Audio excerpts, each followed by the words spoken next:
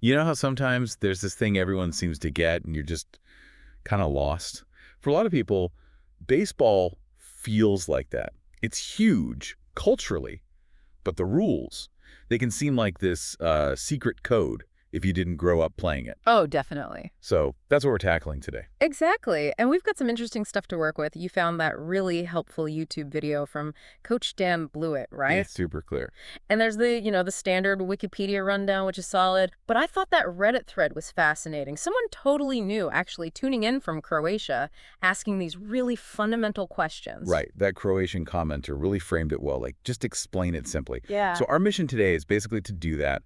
Take these pieces and make baseball's basics just click. Yeah, give people that aha moment. Exactly. A fast track to understanding the game, like a friend breaking it down.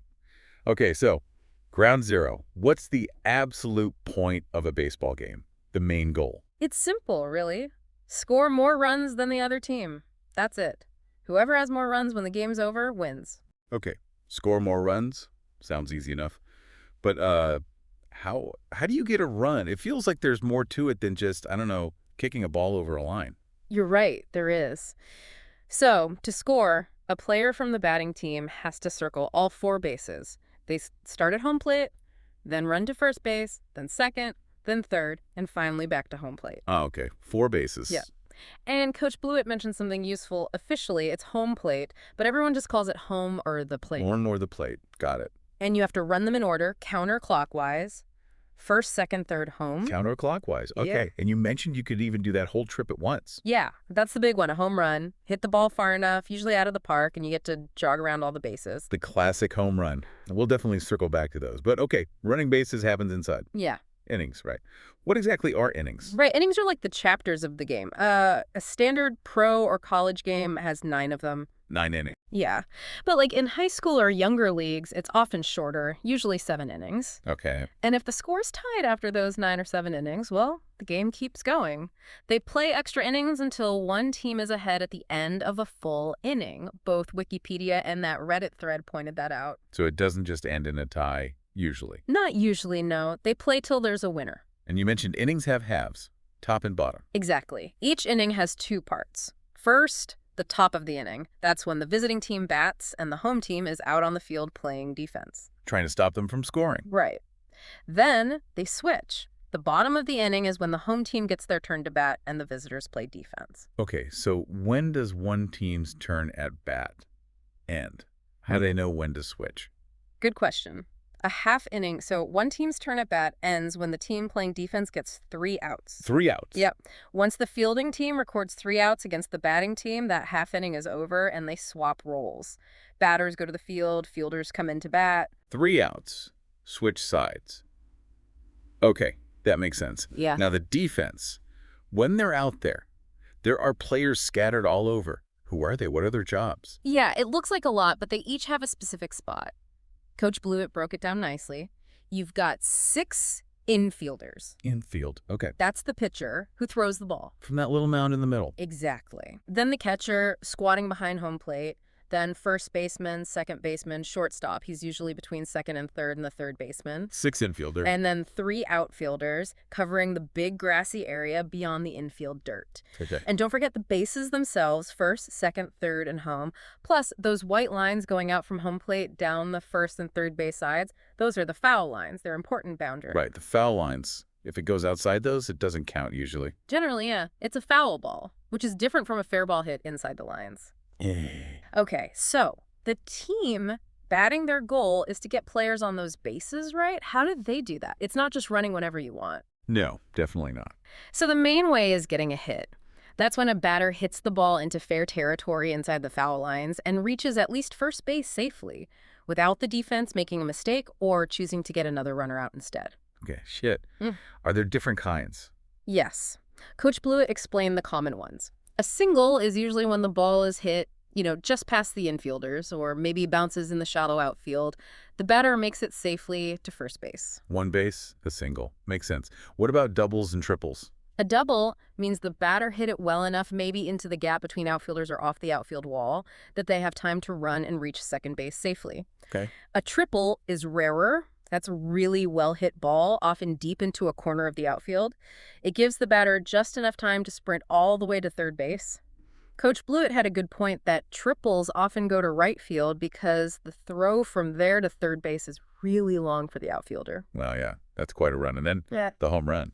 And then the home run. That's when you hit the ball over the outfield fence, inside the foul poles. The batter gets to trot around all the bases, score a run automatically. And anyone else who was already on base scores too, right? Absolutely crucial point, yes. If there are runners on first, second, or third when a home run is hit, they all get to score runs too. So you could score multiple runs with one swing. You bet. And if the bases happen to be full runners on first, second, and third and the batter hits a home run, that's called a grand slam. 4-run score. Boom. Biggest play in baseball. A grand slam. Okay, that sounds game-changing. But hitting home runs isn't easy, are there?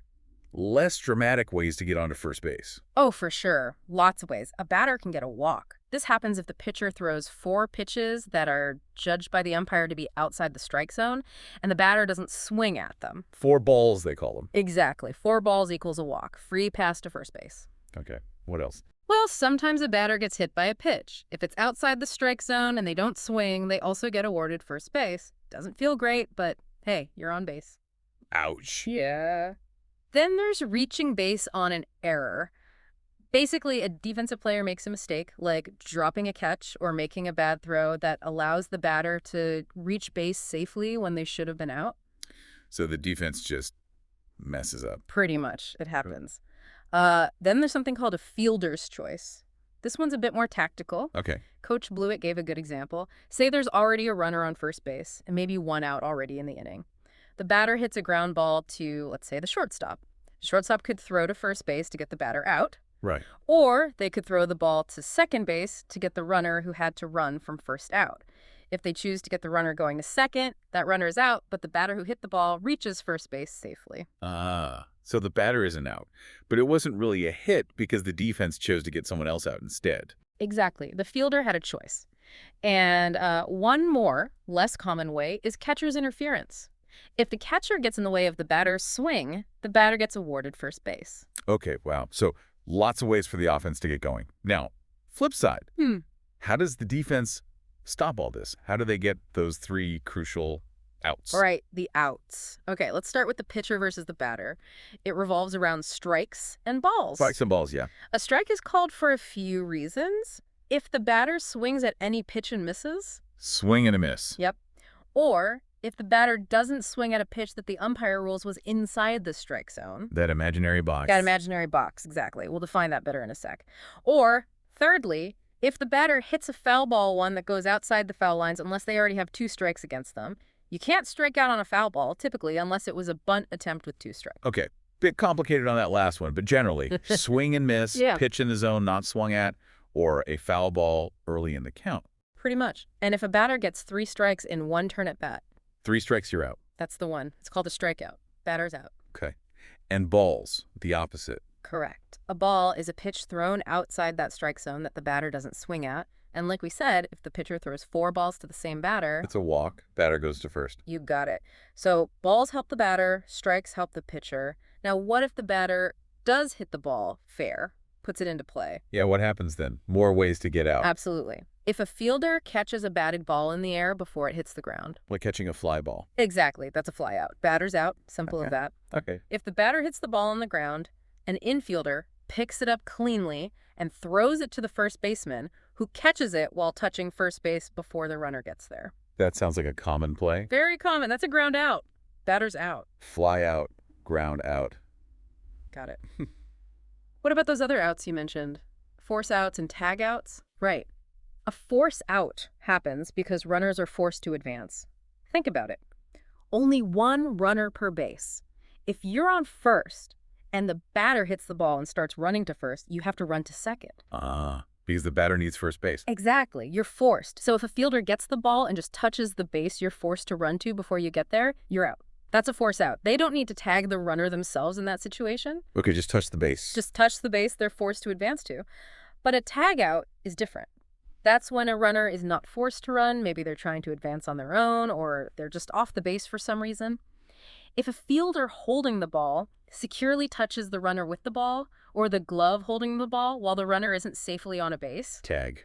You're out. It's just like playing tag in the schoolyard, runner's out. Okay. And one more related concept, tagging up.